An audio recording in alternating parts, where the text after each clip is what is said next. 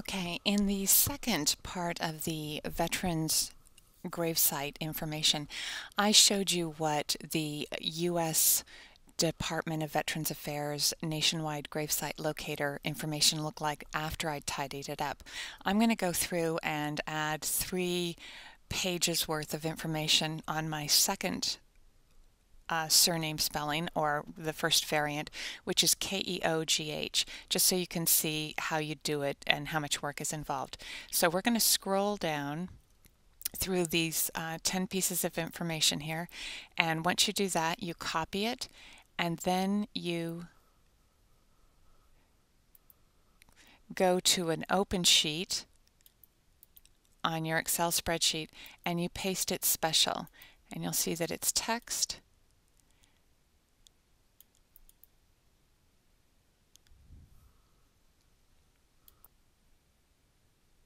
So I've already entered the first 2 pages, and now for purposes of what we're going to be doing today, I'm grabbing that 3rd page, and you just come to the first open cell and you paste special text, and then it enters it like that. Now there might be other ways of doing this, but when I took a look at it, this seemed to make the most sense to me. So if this were the extent of your entries, just for purposes of what we're doing right now, what you'd do is you would come through and you'd see that this individual, it was actually in the service. And so you are going to scroll down, grab that information, you're going to copy it, and starting right here, which is right beside their name, you're going to transpose it, and you get all of the data that you're interested in. For Alice Keogh, this person, and we can tell this because we've done it before, this person is the spouse of someone, so we're going to be starting to transpose on this individual person with her date of birth.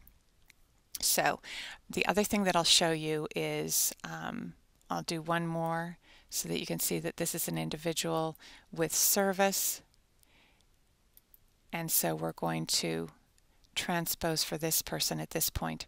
Now what you can do after you've done this is you can come back through here and you want to highlight the entire worksheet, and you want to go ahead and put your cross bar right here at that line, and if you do that and double click, it will give you the longest length for any cell, and it'll open it up so you can follow along.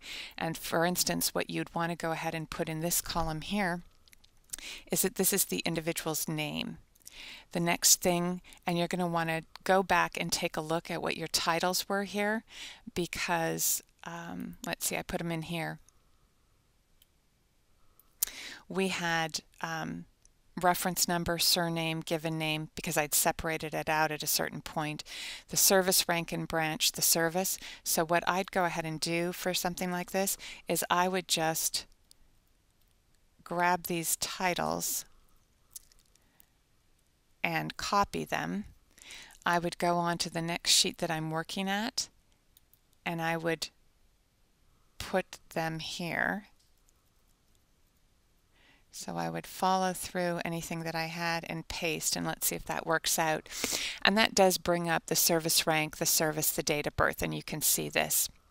And so you literally, and the other thing that I would say right here is at this point I would be renaming this one reference number,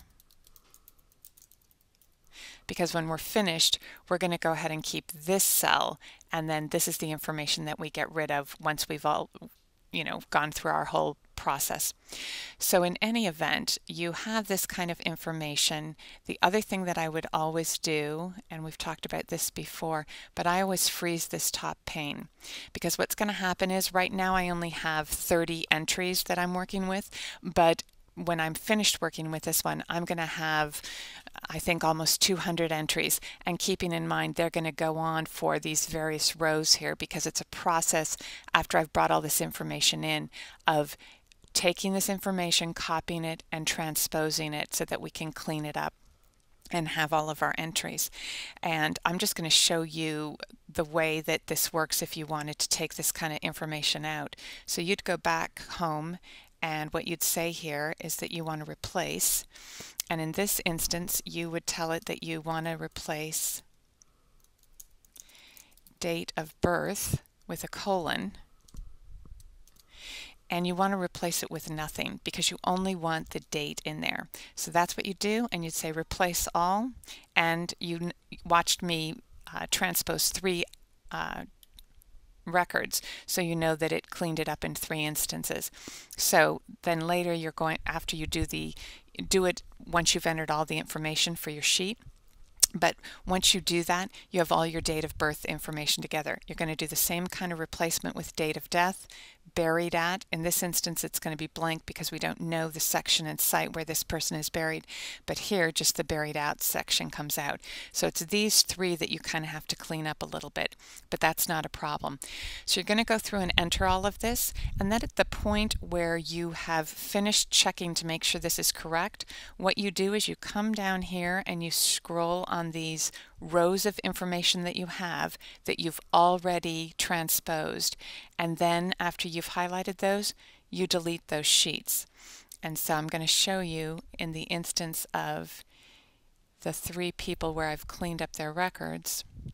If we do that,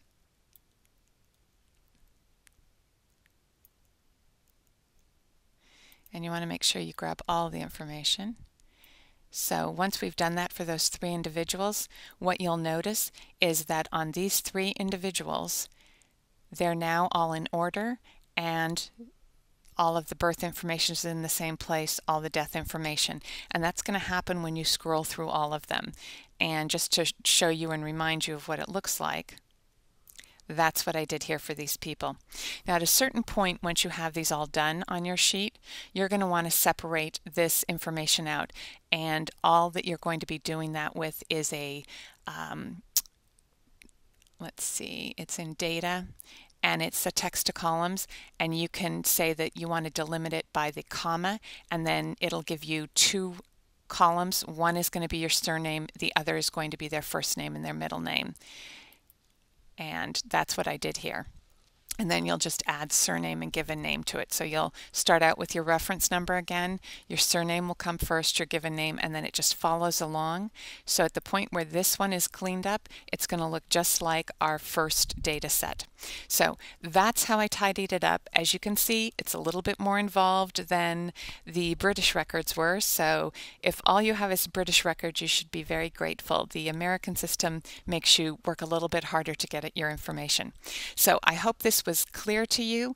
If you have any questions, as I've said before, the way that you could get a hold of me if you had any questions, or if you had any ideas on other websites that provide veterans' grave information, or if you have any ideas on how to make this project easier in Excel or any other spreadsheet, you could leave me a comment here at YouTube.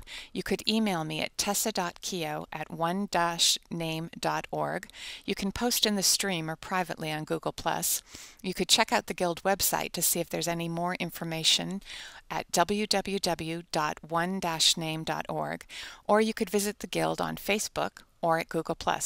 Thanks for watching. I hope this proves helpful to you for gathering some more data sets for your one-name study, and all the best with your studies.